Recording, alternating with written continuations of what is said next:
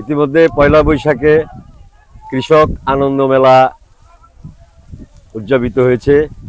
2 দিন ব্যাপী 4টা প্রোগ্রাম হয়েছে আমার দুর্গাপুর এবং কলমাকান্দা আমার নির্বাচনী এলাকায়।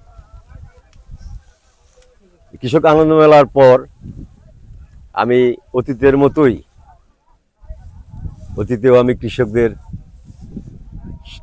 সর্বোচ্চ অগ্রাধিকার দিয়ে তাদের দুঃখ কষ্ট মোচনের জন্য তাদের পাশে ছিলাম। করোনার সময়েও কৃষকদের সাথে ছিলাম। যারা দরিদ্র কৃষক, প্রান্তিক কৃষকদের খাদ্য সহায়তা সহ তাদের ধান কেটে দেওয়ার জন্য আমাদের আওয়ামী লীগ এবং সহযোগী সংগঠনের নেতা কর্মীদেরকে নিয়ে আমরা মাঠে ছিলাম। এখন আজকে বরাবরের মতোই যে আমার পরিদর্শন, এখানে কৃষকদেরকে আমরা তাদেরকে কিছু সামগ্রী দিব, তার পাশাপাশি খাবার, পানি, স্যালাইন এগুলো দিব এবং কৃষকদের কাছ থেকে যে তাদের যে কষ্ট, বিশেষ করে এটা হলো হাওর এলাকা। আমি এখন হাওরের ভিতর দাঁড়িয়ে আছি, নাগডোরা হাওরের মাঝে।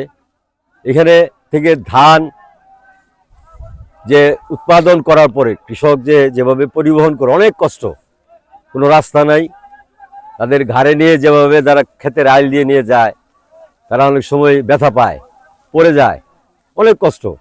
এই গুপাটগুলোতে রাস্তা তৈরি করা যাতে সহজে পরিবহন করতে পারে। তার পাশাপাশি যে দুর্যোগ আসে, আমাদের এটা এককালীন ফসল, সেই দুর্যোগ প্রতিরোধে যাতে অকাল বন্যায় বিভিন্ন সময় ধান নষ্ট হয়ে যায়, একটা বছর কৃষকরা 1 বছরের জন্য তারা সর্বশান্ত হয়ে পড়ে, সেটা প্রতিরোধমূলক কিছু প্রকল্প কর্মসূচি হাতে নিতে হবে, সেগুলো নিব। এবং এখানে সেচের অনেক অসুবিধা পাই, খালগুলো, নদীগুলো ভরাট হয়ে গেছে।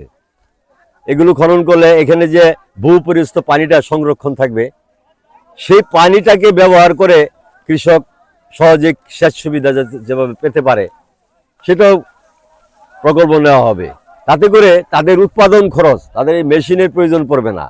এই ডিজেলের খরচটা থেকে তারা যে সাশ্রয়টা হবে, এটা তাদের লাভের খাতায় যোগ হবে।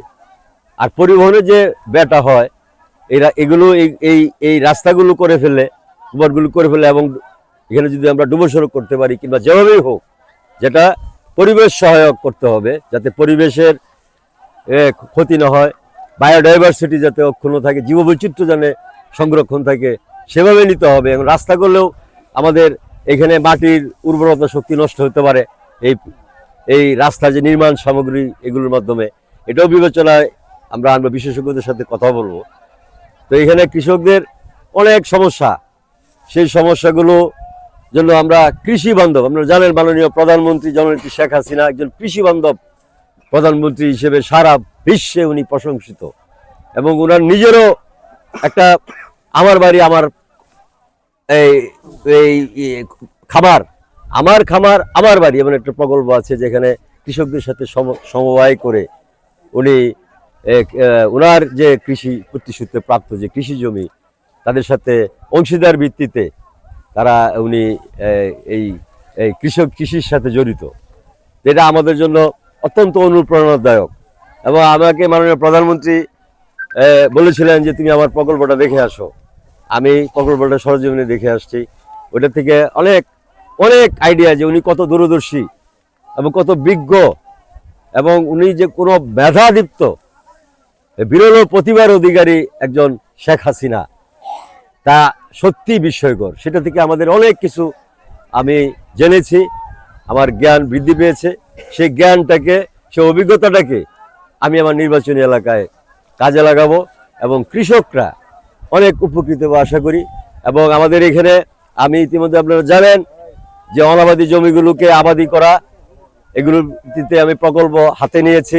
আমাদের এখানে বিশাল জমি, প্রায় 15,000 হেক্টর জমি আমাদের সীমান্ত জুড়ে অনাবাদী এবং অন্যান্য স্থানে, এগুলো আমাদের আওতায় আনা এবং কৃষকদের যদি আমরা এখানে এই তাদের তাদের এই সমস্যাগুলো যদি সমাধান করতে পারি, কৃষির ক্ষেত্রেও এখানে একটা মানে একটা কালজয়ী আমি মনে করি পদক্ষেপ, একটা একটা ঘটনা ঘটবে।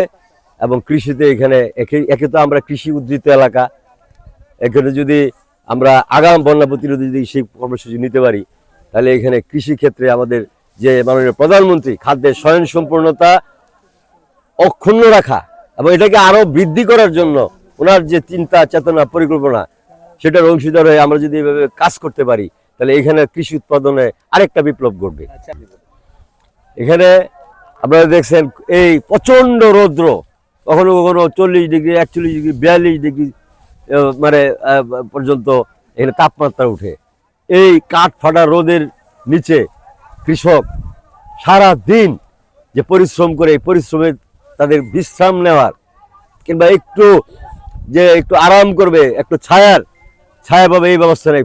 চতুর্দিকে খোলামেলা, দেখেন খোলামেলা প্রান্তর, যেদিকে চোখ যায় কোনো ছাউনি নাই। তো এখানে একটা কৃষির ছাউনি, যেখানে কৃষকরা বিশ্রাম নিতে পারবে, গোসল করতে পারবে, রোদের তাপদাহ থেকে তারা যেন নিজেদেরকে রক্ষা করতে পারে, হিট স্ট্রোক থেকে যেন ঝুঁকিটা যাতে এড়াইতে পারে। এবং এখানে গোসলখানাও থাকবে, এখানে প্রার্থনা করার জন্য ব্যবস্থা থাকবে।